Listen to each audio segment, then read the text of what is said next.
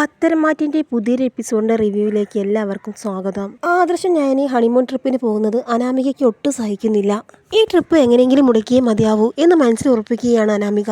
വല്യമ്മേ, honeymoon trip എങ്ങനെയെങ്കിലും ഒന്ന് മുടക്കണം എന്ന് അനാമിക ദേവയാനിയോട് ആവശ്യപ്പെടുകയാണ്. നയനെക്കുറിച്ച് അനാമിക മോശമായി സംസാരിക്കുന്നത് കണ്ട് ദേവയാനിക്ക് ആകെ ദേഷ്യം വരുന്നുണ്ട്. കാരണം താൻ ഈ ലോകത്തെ ഏറ്റവും കൂടുതൽ സ്നേഹിക്കുകയും ബഹുമാനിക്കുകയും ചെയ്യുന്നത് നയനെയാണ്. അതൊന്നും മനസ്സിലാക്കാതെ അനാമിക നയനെ ഇങ്ങനെ കുറ്റപ്പെടുത്തുകയാണ്. അങ്ങനെ അനാമിക തുടർന്ന് പറയുന്നുണ്ട്, വല്യമ്മ ആലോചിച്ച് നോക്കി, അനി എന്നെ ആത്മാർത്ഥമായി സ്നേഹിക്കുന്നില്ല. അപ്പോൾ പിന്നെ എന്നെ കാണിക്കാൻ വേണ്ടി മനഃപൂർവ്വം അവർ ചെയ്യുന്നതല്ലേ? മോളെ, ഇതുവരെ അവർ പരസ്പരം സ്നേഹിച്ചിരുന്നില്ല. അവർക്കിടയിൽ പല പ്രശ്നങ്ങളും ഉണ്ടായിരുന്നു. അതൊക്കെ പരിഹരിച്ച് ഇപ്പോഴാണ് അവർ പരസ്പരം സ്നേഹിക്കാൻ തുടങ്ങിയത്.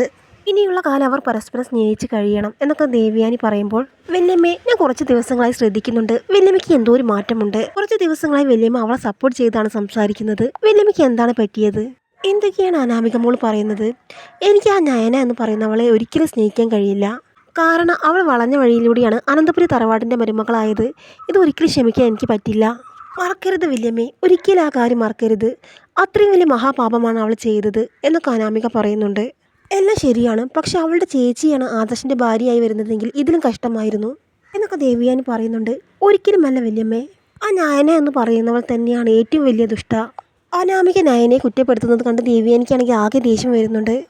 അങ്ങനെ ദേവയാനി മനസ്സിൽ പറയുന്നുണ്ട്, എൻ്റെ മരുമകളല്ല ദുഷ്ട, നീയാണ്. ഇത്രയും കാലം നീ പറഞ്ഞ കള്ളക്കഥകളൊക്കെ ഞാൻ വിശ്വസിച്ചു. ഇനി എൻ്റെ മരുമകളെ മോശക്കാരിയാക്കാൻ ഞാൻ സമ്മതിക്കില്ല. നയന മോളുടെ മനസ്സിൻ്റെ നന്മ തിരിച്ചറിയാതെ നിങ്ങൾ പറഞ്ഞ കള്ളക്കഥകളൊക്കെ ഞാൻ വിശ്വസിച്ചു. മാത്രമല്ല, ഞാൻ ഹോസ്പിറ്റലിൽ കിടക്കുന്ന സമയത്ത് ഞാനൊരു രോഗിയാണെന്ന് പോലും പരിഗണിക്കാതെ നയനമോളെക്കുറിച്ച് നിങ്ങൾ എത്ര മോശമായിട്ടാണ് സംസാരിച്ചത്. ഇനി എൻ്റെ നയനമോളുടെ മനസ്സ് വേദനിപ്പിക്കാൻ ഞാൻ സമ്മതിക്കില്ല എന്നൊക്കെ ദേവയാനി ചിന്തിക്കുകയാണ്.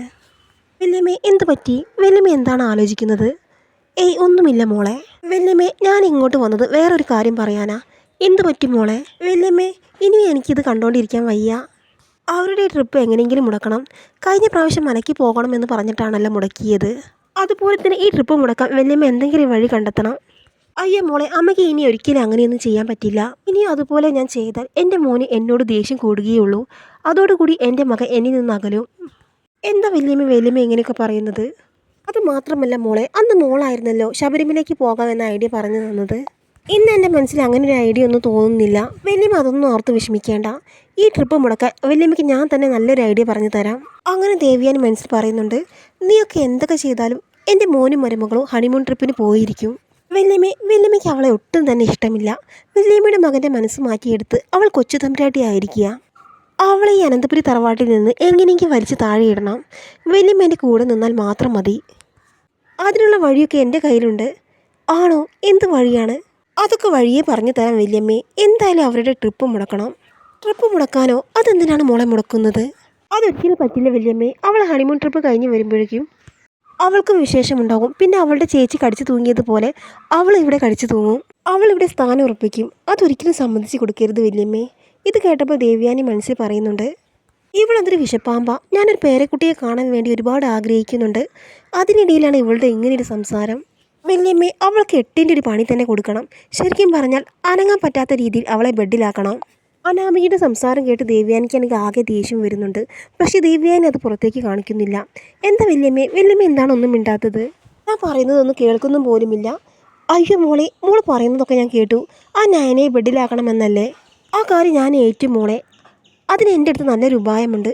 എന്താ വല്യമ്മേ? അതൊക്കെ ഞാൻ പറയാം മോളെ. എന്നാൽ ശരി, എന്നാൽ മോള് പോയിക്കോ. അവർ ഹണിമൂൺ ട്രിപ്പ് പോകാതിരിക്കുക എന്തെങ്കിലും ഒരു മാർഗമുണ്ടോ എന്ന് ഞാൻ നോക്കട്ടെ. ശരി വല്യമ്മേ. എന്തായാലും അനാമിക വലിയ സന്തോഷത്തോടു കൂടിയാണ് പോകുന്നത്.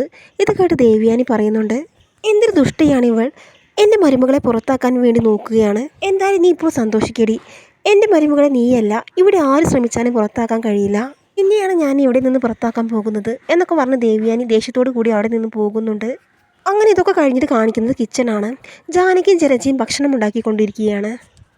ആ സമയത്ത് അങ്ങോട്ട് ദേവയാനി വരുന്നുണ്ട്. ആഹാ, എല്ലാം ഉണ്ടാക്കി കഴിഞ്ഞോ? അത് കേട്ട് ജാനകി പറയുന്നുണ്ട്, എല്ലാം ഒന്നും ഞാൻ ഉണ്ടാക്കുന്നില്ല. ഞാൻ എൻ്റെ മരുമകൾക്ക് ഇഷ്ടപ്പെട്ട അവിയലും പരിപ്പ് കറിയും ഉണ്ടാക്കുകയാണ്. അവൾക്ക് ഇതൊന്നും ഇല്ലാതെ ഭക്ഷണം ഇറങ്ങിയില്ല. അപ്പോൾ ജലജ ചോദിക്കുന്നുണ്ട്, അല്ല മരുമകൾക്ക് ഏട്ടത്തിയൊന്നും ഉണ്ടാക്കുന്നില്ലേ? ആ, ഉണ്ടാക്കണം. അതിനാണ് ഞാൻ ഇങ്ങോട്ട് വന്നത്. അത് കേട്ട് ജാനകി പറയുന്നുണ്ട്, എന്തിനാണ് ഏട്ടത്തി അവൾക്ക് ഉണ്ടാക്കി കൊടുക്കുന്നത്? അവൾ അങ്ങ് പോവുകയാണെങ്കിൽ പോയിക്കോട്ടെ എന്ന് കരുതിയാൽ പോരെ? അതൊക്കെ നീ പറഞ്ഞത് ശരിയാണ് ജാനകി. പക്ഷെ അവൾ പോയി കഴിഞ്ഞാൽ എൻ്റെ ഭർത്താവിനും മകനും ഒക്കെ എന്നോട് ദേഷ്യമാവും. അവൾക്ക് ഇഷ്ടപ്പെട്ട ഭക്ഷണം കിട്ടിയില്ലെങ്കിൽ അവൾ ഇവിടെ നിന്ന് പോയാലോ? എൻ്റെ ഏട്ടത്തി അവൾ ഇവിടെ നിന്ന് പോകുന്നതല്ലേ നല്ലത്. അവൾ ഇവിടെ നിന്ന് പോയി കഴിഞ്ഞാൽ ആദർശിനെ കൊണ്ട് വേറെ കെട്ടിക്കാം. അങ്ങനെ നമ്മുടെ വിലയ്ക്കും നിലയ്ക്കും ചേർന്ന പെൺകുട്ടിയെ കൊണ്ട് തന്നെ ആദർശിനെ കെട്ടിക്കണം. ആ സമയം ജലജ പറയുന്നുണ്ട്, അവൾ ഇവിടെ നിന്ന് പോയി കഴിഞ്ഞാൽ ഒരിക്കലും ആദർശിനെ അവളുടെ വീട്ടിലേക്ക് വിടരുത്.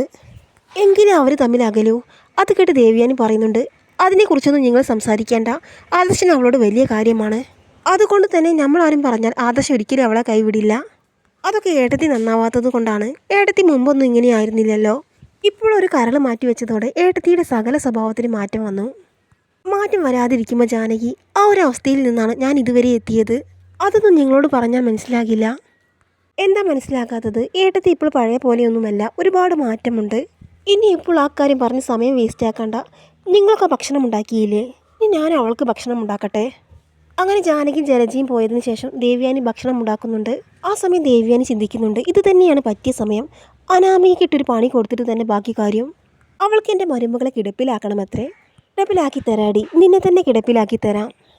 അങ്ങനെ ജാനകി അനാമികയ്ക്ക് ഇഷ്ടപ്പെട്ട പരിപ്പ് കറി തയ്യാറാക്കി വെച്ചത് ദേവ്യാനി ശ്രദ്ധിക്കുന്നുണ്ട്.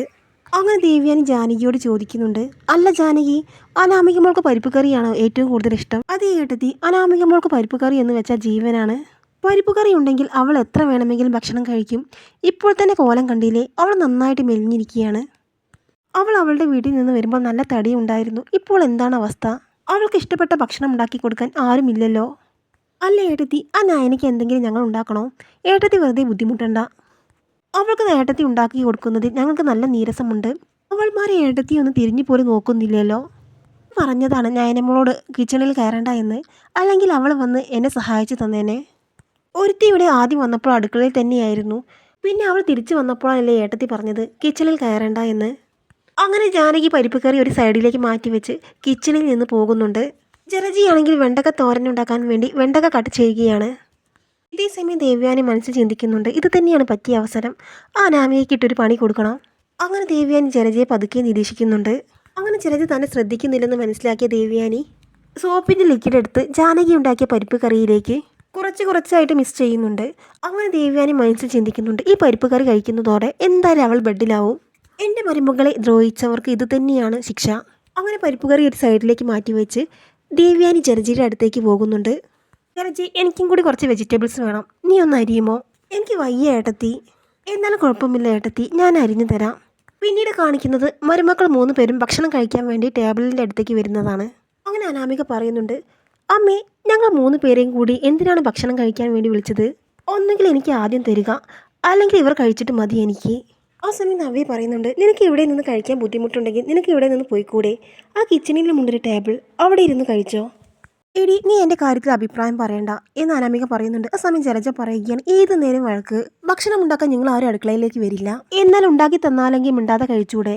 അങ്ങനെ ഇത് കേട്ടപ്പോൾ തന്നെ എല്ലാവരും മിണ്ടാതിരുന്ന് ഭക്ഷണം കഴിക്കുന്നുണ്ട്. അങ്ങനെ അനാമിക പരിപ്പ് കറി തുറന്ന് നോക്കുന്നുണ്ട്. ഇന്ന് പരിപ്പ് കറിയാണോ അമ്മേ? അതെ മോളെ, ഇന്ന് മോൾക്ക് ഇഷ്ടപ്പെട്ട പരിപ്പ് കറിയാണ് ഈ അമ്മ ഉണ്ടാക്കിയത്.